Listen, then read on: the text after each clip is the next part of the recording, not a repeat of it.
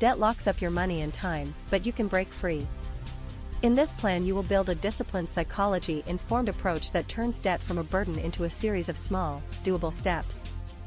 The core idea is simple, even though the details can feel heavy: know your numbers, reduce what you spend without costing you quality of life, and make debt payoff a series of consistent daily habits rather than a single heroic surge. If you understand the psychology behind spending, you can design friction into your rituals, so you are less likely to reach for impulsive purchases and more likely to choose deliberate options that move you toward financial freedom. We start with the basics because every lasting plan rests on a clear map of where you stand.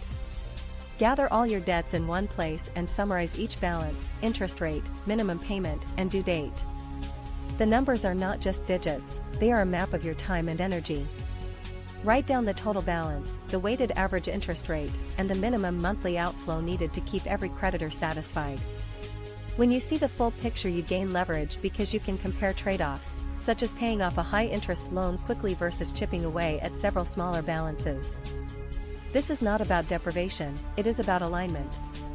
You want your money to reflect your values more closely, and that starts with an honest accounting of where your money goes today. The next step is to create a baseline budget that covers essential needs first, then fun within reason, and finally debt payoff. Begin with fixed expenses like housing, utilities, transportation, and insurance, plus essential groceries. These are the non-negotiables that cannot be trimmed to zero, but they can be managed with intention. The goal is not to live a miserable life but to reduce wasteful spending and reallocate funds toward debt service. A practical approach is to categorize expenses into needs, wants, and obligations. Needs are things you must have to live and work, such as rent, utilities, and basic groceries. Wants are things that make life enjoyable but are not essential, like dining out or streaming services. Obligations include debt payments, student loans, or medical bills that require ongoing attention. Once you map these categories, you will see where a little control can yield a big payoff. The most effective tool in this phase is a written plan that you review weekly. A plan is not a constraint, it is a commitment to your future self. You can decide, for example, that every weekly grocery shop will rely on a preset list and a shopping cart discipline, which can reduce food waste and save money over the course of a month. The plan also includes a payoff schedule. You will choose a payoff strategy and follow it consistently, recognizing that different strategies suit different personalities and debt landscapes. The two most popular methods are the debt snowball and the debt avalanche. The snowball moves from smallest balance to largest, creating quick wins that fuel momentum and confidence. The avalanche targets the highest interest rate first, which minimizes total interest paid over time. If your primary goal is psychological momentum, the snowball can be incredibly effective, especially when you see balances disappear piece by piece. If your main aim is to minimize cost, the avalanche tends to be mathematically smarter. A mixed approach can also work. Start with the smallest balances to build early wins, then switch to the highest interest balances to finish strong. An essential habit that supports any payoff plan is automating payments. Set up automatic transfers the day after you receive income so you never miss a due date. Automations reduce the friction of remembering due dates and create a dependable rhythm. In addition to automation, weekly or bi-weekly check-ins keep you connected to the plan. Treat the budget as a living document, adjusting only after you review your actual spending and debt payments from the prior week. A simple weekly ritual can be powerful. You sit with your bank statements, receipts, and your payoff calendar, and you answer 3 questions. What went well this week? Where did I stray from the plan?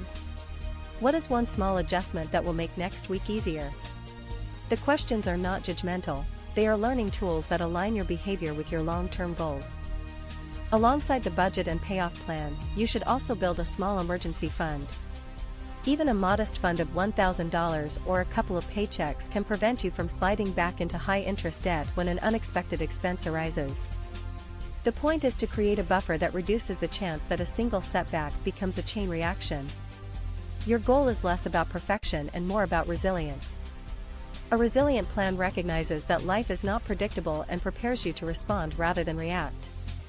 The next stage is to actively reduce your expenses in ways that preserve dignity and value. A practical habit is to renegotiate commitments and look for less expensive alternatives without compromising safety or health. For instance, you can contact service providers to request lower rates, switch to a more cost-effective plan, or combine multiple services into a bundled option that reduces the monthly bill. Another strategy is to shift discretionary spending toward experiences that reinforce your motivation to stay on track, such as a weekly walk in a park instead of buying a new gadget. The key idea is to separate the urge from the action so that you can pause before spending and consider the payoff. Beyond cuts, you can increase your income in small, sustainable ways that fit your current life. The plan does not require a drastic career change. It invites you to reallocate time and resources toward activities that create value while staying aligned with your responsibilities. For many people, this might mean a few extra hours of freelance work, a side project that uses a hobby, or upgrading skills that lead to a better paying position in the long run. The important factor is consistency. Even a modest weekly increase in income can accelerate debt payoff when combined with disciplined spending. The payoff strategy should match how you think, feel, and behave. If you get discouraged by numbers alone, start with the snowball to prove momentum. If you feel energized by data, the avalanche can be more satisfying and efficient from a financial standpoint. If you have multiple high-interest balances across different lenders, a practical tactic is to consolidate only if it reduces fees and the new loan offers a lower rate. Be cautious about new debt that would lock you into longer terms or higher interest without clear benefits. If you are considering refinancing, do the math and compare total costs, not just monthly payments. If you currently carry a medical debt or credit card debt that seems overwhelming, a negotiation approach can help lower interest rates or reduce the principal with a settlement. Before you pursue negotiations, collect documentation of your finances, including income, expenses, and previous payment histories, to demonstrate your situation clearly. You can contact creditors with a calm, respectful tone and propose a realistic plan that demonstrates your intent to pay. Creditors often prefer to recover something rather than nothing, and a reasonable offer might be accepted if you show how you will follow through. In this plan, you will also develop a system of accountability that does not rely solely on willpower. Share your goals with a trusted friend or family member who can check in and celebrate small wins with you. Set up a public or semi-public commitment if that helps you stay on track, such as posting progress updates or maintaining a visible payoff calendar. The payoff calendar itself is a simple tool. List each debt with its balance, interest rate, minimum payment, and the scheduled payoff date based on your chosen strategy. Update it monthly to reflect payments made and any changes in income or expenses. The calendar is not a weapon of pressure, it is a map that shows you where you stand and where you are headed. The cognitive benefit of such a map lies in reducing uncertainty. Uncertainty is a major driver of stress and poor decision-making, whereas clarity invites calm, deliberate choices.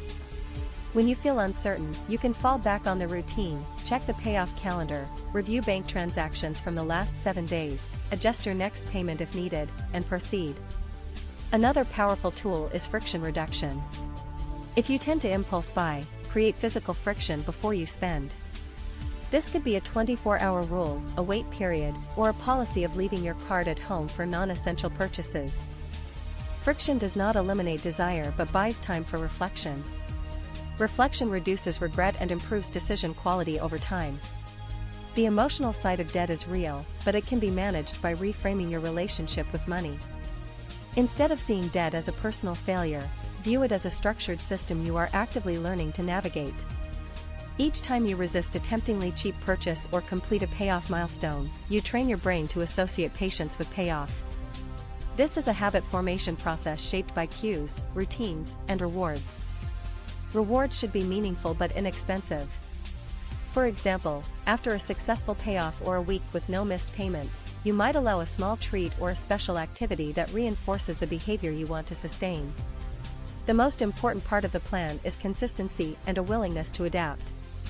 A real plan changes as your life changes. If your income increases, you can accelerate payments. If expenses rise due to an unavoidable event, you adjust your plan without abandoning it. Consistency means showing up every week to review your finances, even when the numbers seem small. It means choosing the same hour, the same notebook, and the same template for tracking progress. In practice, this looks like a weekly 20-minute check-in, confirm payments have posted, compare actual spending to the planned budget, update the payoff calendar, and write one insight about your behavior. The insights become the fuel for your growth because they reveal patterns you were not aware of. As you implement these steps, you may notice emotional bumps. Debt can carry a heavy emotional load that sometimes triggers avoidance. You can counter this by breaking tasks into micro goals. Instead of thinking about paying off a dozen debts, focus on finishing step by step. First, eliminate the smallest balance, then move to the next. This approach reduces anxiety because it creates visible progress in a predictable order. If you feel overwhelmed, pause and return to the baseline steps, know your numbers, adjust the budget, and set a realistic payoff target for the next month. It is acceptable to revise goals when life shifts. A plan grounded in flexibility is more sustainable than a rigid script that ignores reality. The long-term vision is debt freedom, but the short-term practice is daily discipline. Your future self will thank you for choosing patience, consistency, and curiosity over quick fixes. Finally, remember that this is educational content designed to empower you with strategies that respect your circumstances. The path to debt freedom is unique to each person, and there is no one-size-fits-all. By building a personal system that emphasizes clear numbers, smart spending, and steady payoff, you create an actionable framework you can reuse for other financial goals in the future. Stay curious about your habits, stay compassionate toward yourself, and stay committed to progress rather than perfection. If you follow this plan with intention, you will see momentum grow, balances shrink, and confidence rise as you move toward debt freedom. This is a journey that respects your pace, honors your values, and builds skills you can carry forward for the rest of your life.